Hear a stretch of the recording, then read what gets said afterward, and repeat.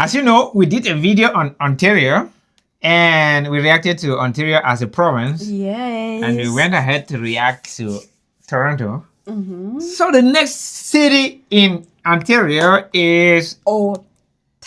Yeah, Ottawa. Ladies and gentlemen, we'd like to check out the city of Ottawa. Yes. That's the capital city of Canada. Yes. Amazing. Yeah. And I just learned that about a year ago. I thought the capital of Canada is Toronto. You thought it was Toronto. Yeah. Instead, it's the... No, I used to think it was Vancouver. Yeah. Okay. I used to think it was Vancouver. And later, I thought it was Toronto. And then somebody corrected me the hard way that it was Ottawa. Yes. So, ladies and gentlemen, please tell them. Subscribe. If you haven't yet subscribed, let's take this channel to 1,000 subscribers. Yeah, we love you so much. As the capital of Canada, Ottawa is a unique and fascinating city with some of the best architecture on the entire continent. In this series, I briefly cover a city's history, population, skyline, as well as a few things that make that city unique. Now let's meet Ottawa. Wow.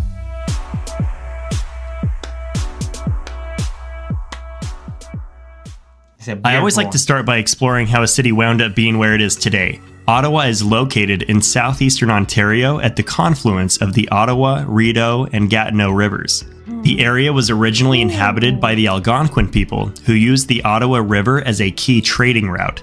In 1826, the British government established the town of Bytown as a base for constructing the Rideau Canal, which was meant to secure a military supply route in case of a conflict with the United States. In 1855, Bytown was renamed Ottawa, and just 2 years later, Queen Victoria selected it as the capital of the province of Canada, a decision that would later make it the capital of the entire country upon Confederation in 1867. Since then, Ottawa has grown into a major center of government and culture. Today, Ottawa has a population of just over 1 million people, making it the fourth largest city in Canada. When looking at the larger metropolitan area, which includes Gatineau across the river in Quebec, the population reaches approximately 1.5 million. If comparing to American cities, Ottawa's metro would be the 43rd largest in the country, falling between Oklahoma City and Louisville. Being that Ottawa is located on the border of English-speaking Ontario and French-speaking Quebec, it's one of the most bilingual cities in the world. The largest employer in Ottawa is the Canadian federal government, and there's also a strong tech scene in the city, with perhaps the most recognizable company headquartered in Ottawa being Shopify. There are 6 colleges or universities located in Ottawa, the most notable being Carleton University and the University of Ottawa. Call me shallow, but when it comes to cities, I think appearances matter. Ottawa is one of the most beautiful cities on the continent, but No, you don't have to tell us. We see that it's the most beautiful city on the planet. I always like this. Anytime you have a city and then you have snow in there, I love it. I love snow. For some reason, I've never seen it physically. Yeah, but you just kind of have this love. First of all, I love white. Yeah, once I see white, it's always having this soft spot for me. Yep. That's what I said. That's what I said. I heard you. Great. We are done. We ain't done nothing. We're done. We ain't done. We're done. I'm gonna end this video and we start. When it comes to cities, I think appearances matter. Ottawa is one of the most beautiful cities on the continent, but similar to Washington, D.C., its beauty has little to do with its high-rises. If you took the average height of Ottawa's tallest 5 buildings, it would be ranked as the 6th tallest skyline in Canada, falling between Vancouver and Winnipeg. Its tallest building is the Claridge Icon at 143 meters or 468 feet. What makes Ottawa such a uniquely beautiful city are the historic castle-like buildings along the river. The first of these I should mention is the center block on Parliament Hill. This is Parliament. This is the Parliament of Canada. Yes, it looks like so. Parliament of Canada. Yeah, the parliamentary building of Canada. And it looks like almost like the Parliament of Britain. It looks almost the same. Almost the same.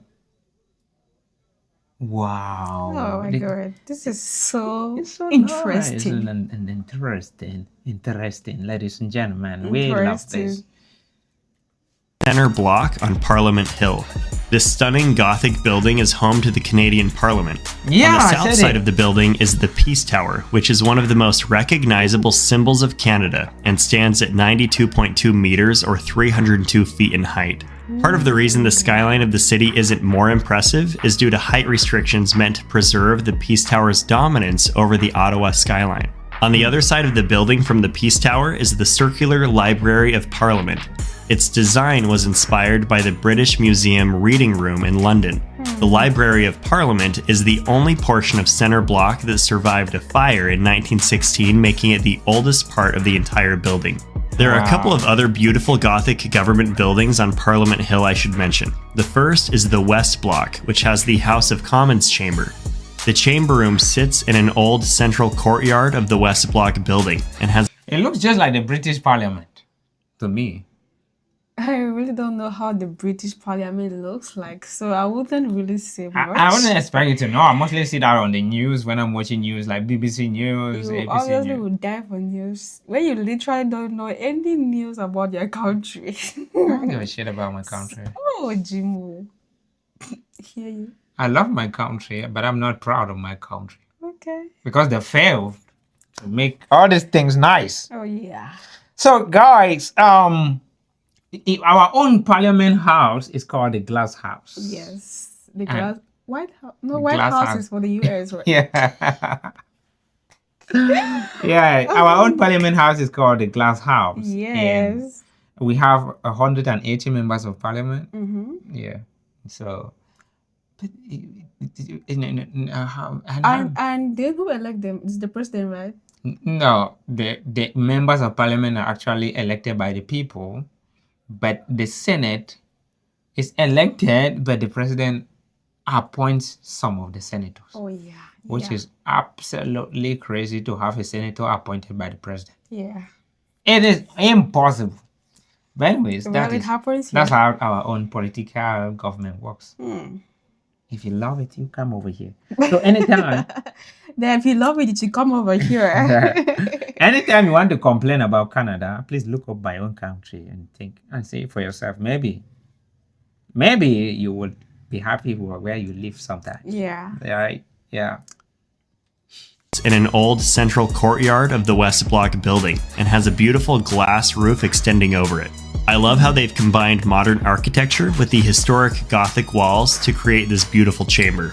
The other building on Parliament Hill I should mention is the East Block. The East Block housed the offices of the Governor and Prime Minister during the late 19th and early 20th centuries. Today, they have restored some of these offices to show what they would have looked like when being used by Canada's most powerful politicians. Across the Rideau Canal from the East Block is another breathtaking Gothic building, the Fairmont Chateau Laurier. This luxury hotel has the appearance... You know that what they call chateau is just castle, right? Yeah. Yeah. Chateau. I thought it was maybe like a church. Yeah, castle. Look at that. Let's get this all over again. Across the Rideau Canal from the East Block is another breathtaking Gothic building, the Fairmont Chateau Laurier. This luxury hotel has the appearance of a fairy tale castle. I think Canada has the best looking historic hotels on the entire continent, and the Chateau Laurier is a great example of that. Between Parliament Hill and the Chateau Laurier is the famous Rideau Canal. The Rideau Canal is a UNESCO World Heritage Site, one of only 22 in Canada and the only World Heritage Site in all of Ontario. It's the oldest continually operated canal system in North America, and as I mentioned earlier, was constructed in the event that there was a war with the United States. Wow. During the winter, the canal is repurposed into the world's largest skating rink, with a surface size approximating that of 90 full-sized hockey rinks. Wait, that is the canal frozen? Yeah. God. My God. I took a deep breath because My God. how does the whole canal freeze for people to be skating on it? People to be skiing. I don't know if they're skating or skiing or whatever. And skating. See what they're doing. All of them wearing winter jackets. Yeah. And all being Canadian. You sure that you cannot survive there without your winter jacket, right? Absolutely freaking not. But you can see one Canadian walking there with a half trouser. Gee. Gee. And totally being Canadian. Manga. Surface size approximating that of 90 full-sized hockey rinks. If you follow the Rideau Canal upstream, it'll curve to the west before reaching Dow's Lake. The lake is part of one of Ottawa's major green spaces, which includes Commissioner's Park. The park is home to the famous Canadian Tulip Festival, which is considered the largest tulip festival in the world. On the west side of the lake is the Dominion Arboretum, which is Canada's oldest arboretum and is 99 acres large.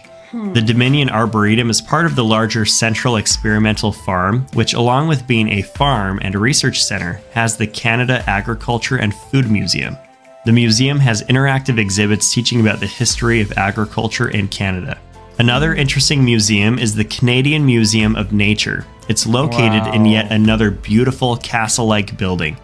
The building, known as the Victoria Memorial Museum Building, was the first building in Canada specifically designed to be a national museum. Similar to the West Block building on Parliament Hill, they have blended modern architecture with the original building by adding the glass tower, known as the Queen's Lantern. The museum itself is a natural history museum with a large collection of art. Look at that. That's a moose. Which one? This one, the one with the horns, the big horns. And this is what they call a yak. And then you have a wolf over here. Then you have mommy and boy over there. Daddy and boy. Zaddy. Zaddy. You have a Bush pig. No, it's not a bush pig. That's a bear. Okay. That's a grizzly bear. And they're looking almost as if they are real. The museum itself is a natural history museum with a large collection of artifacts and specimens. Perhaps the most unique museum in the Ottawa area, though, is Canada's Cold War Museum, the Diefenbunker.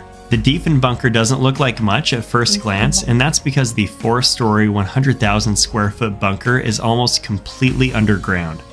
The bunker was designed to be the emergency government headquarters during the Cold War and would have been capable of housing 565 people for a full month. It's now a National Historic Site of Canada and a fascinating historic war museum. It also has what is claimed to be the world's largest escape room, known as Escape the Diefenbunker.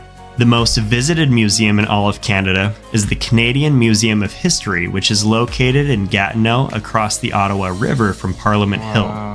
The museum was designed by the Canadian architect Douglas Cardinal, who would later go on to design the National Museum of the American Indian in Washington, D.C. The Canadian Museum of History has a huge collection of artifacts which spans over 15,000 years of history. Directly east across the river from the Canadian Museum of History is Canada's National Art Museum, the National Gallery of Canada. The beautiful art museum is one of the largest art museums by exhibition space in all of North America. The museum has over 93,000 pieces of art, but the most photographed is likely the 10-meter tall spider, Maman, which guards the art museum. The gallery is part of the Byward Market District, which is a cultural center for the city. Within the Byward District, there are many shops and restaurants, including the iconic Beaver Tails kiosk, where you can get the famous Ottawa pastry. Well, that does it for my video about Ottawa. If you enjoyed the video, please give it a like and consider subscribing. Thanks for watching. Thanks for watching. Thank you for making a video, sir. Canada.